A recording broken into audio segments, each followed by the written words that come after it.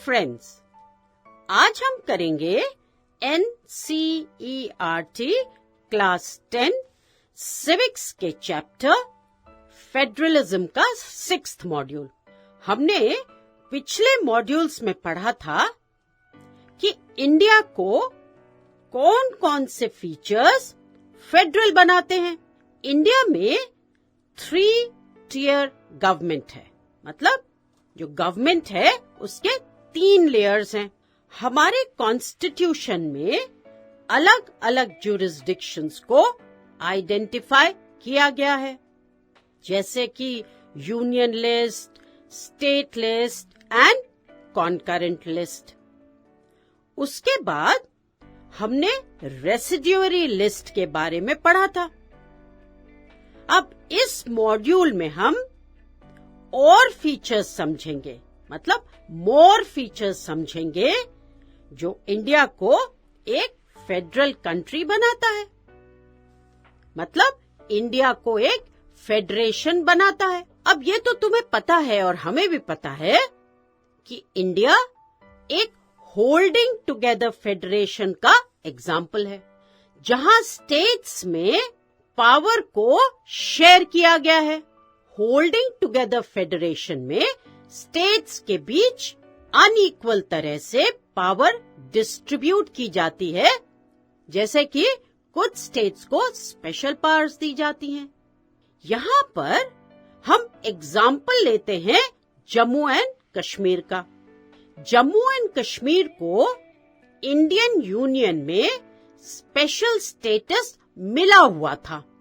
कई provisions of the Indian constitution applicable नहीं थे वहां पर, जब तक उन्हें स्टेट असेंबली अप्रूव न करे। जो इंडियंस परमानेंट रेसिडेंट्स नहीं थे, वे वहां लैंड या हाउस नहीं खरीद सकते थे। अब क्या हुआ? आर्टिकल जो 370 था हमारे कॉन्स्टिट्यूशन में, इसी को ही डील करता था। बट रिसेंटली ऑन 31 अक्टूबर 2019 ये special status Jammu and Kashmir से हटा दिया गया, ले लिया गया।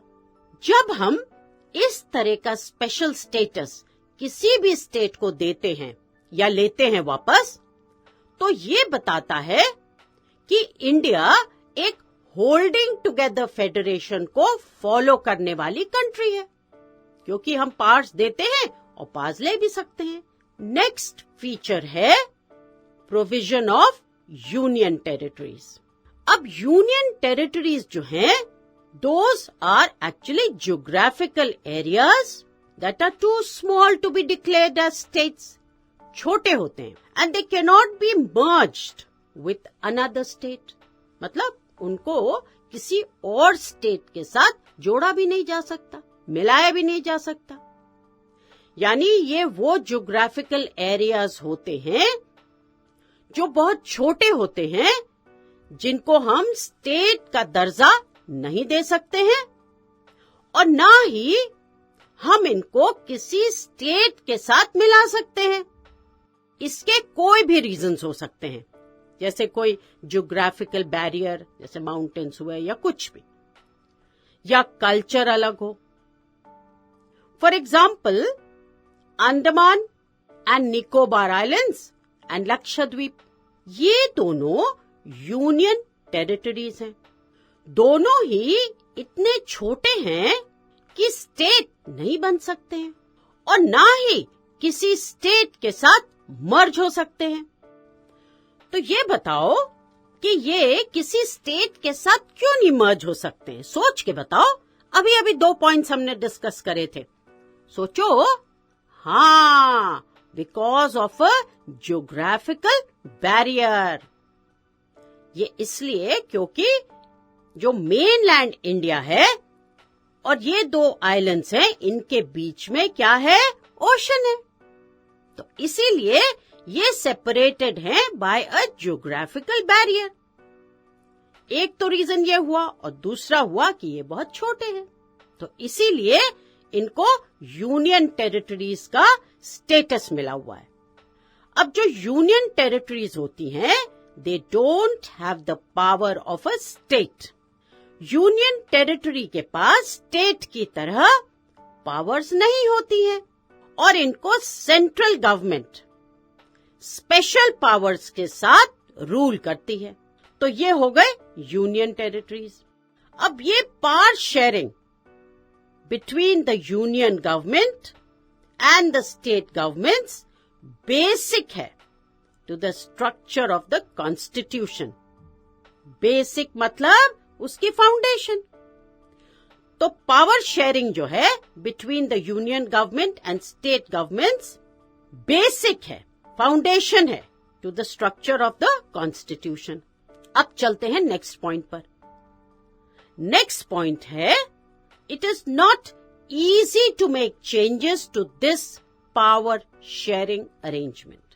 तो हमारा नेक्स्ट पॉइंट बहुत इंपॉर्टेंट है कि हम इस पावर शेयरिंग अरेंजमेंट में चेंजेस नहीं कर सकते हैं, बहुत इजी नहीं है।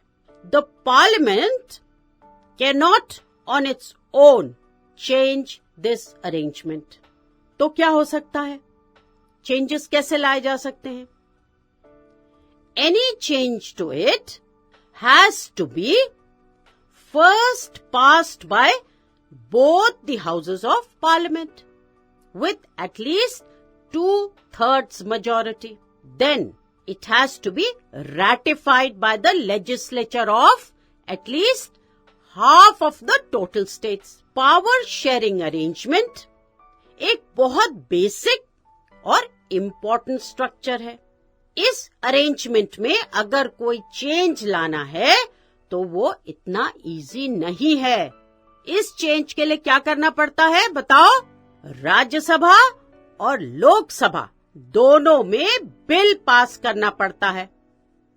कितनी मेजॉरिटी से बताओ?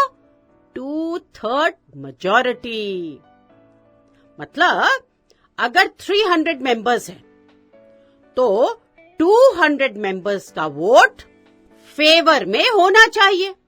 इसके बाद उसको रैटिफाइड होना चाहिए by the legislatures of at least half of the total states. Ratified का मीनिंग तो आपको पता ही है। इस तरह से पावर शेयरिंग अरेंजमेंट चेंज किया जा सकता है। हमने फेडरलिज्म को एक लीगल प्रोटेक्शन दिया हुआ है जिससे सेंट्रल गवर्नमेंट को स्टेट गवर्नमेंट की कंसेंट लेनी पड़ती है।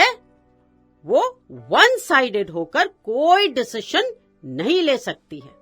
अब हमारे यहाँ की जो जुडिशरी है वो भी बहुत इंपॉर्टेंट रोल प्ले करती है in overseeing and implementation of constitutional provisions and procedures.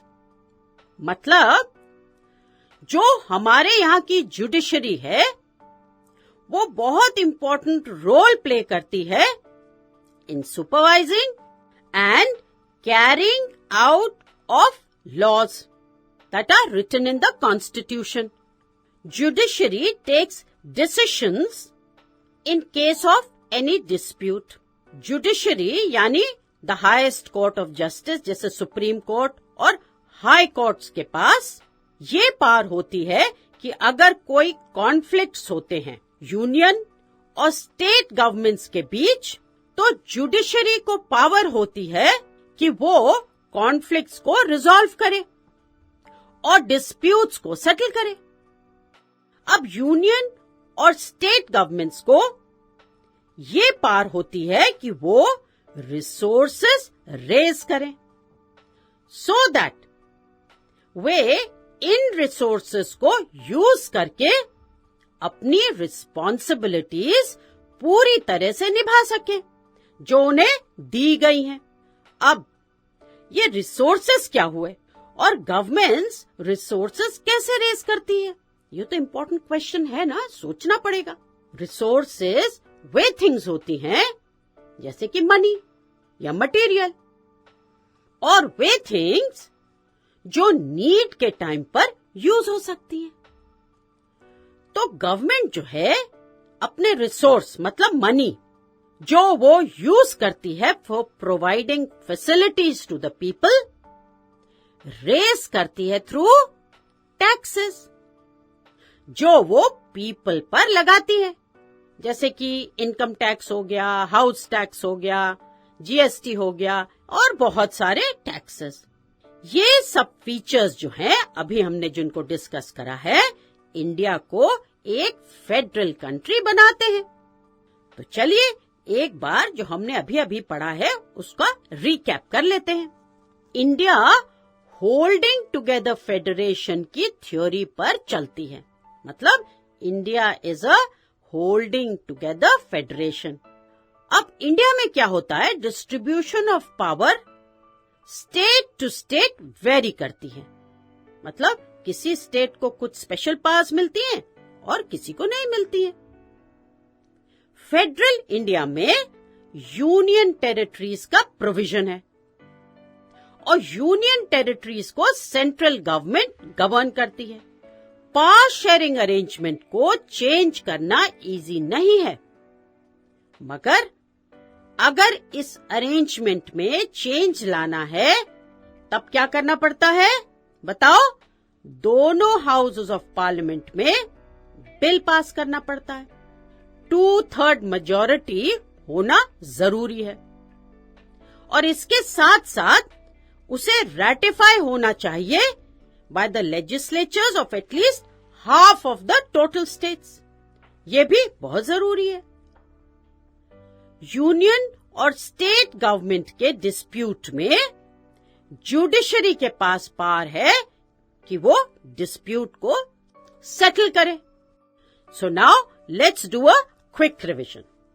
India sets an example of holding together federation. Distribution of power varies from state to state. Some states have special status. A federal country has the provision of union territories. Union territories are governed by the central government. Any change in power sharing arrangement needs 2/3 majority from both the houses of parliament. Then it has to be ratified by the legislatures of at least half of the total states. Judiciary takes decision in case of any dispute between the center and the states. तो अब यह module यही खत्म होता है और हमने इस मॉड्यूल के हर एक इम्पोर्टेंट पॉइंट को बहुत अच्छे से समझा है और उसका रिवीजन भी करा है। तो अब इस मॉड्यूल पर बेस्ड कोई भी क्वेश्चन आप बहुत आसानी से आंसर कर सकते हैं। तो चलते हैं क्वेश्चंस की ओर।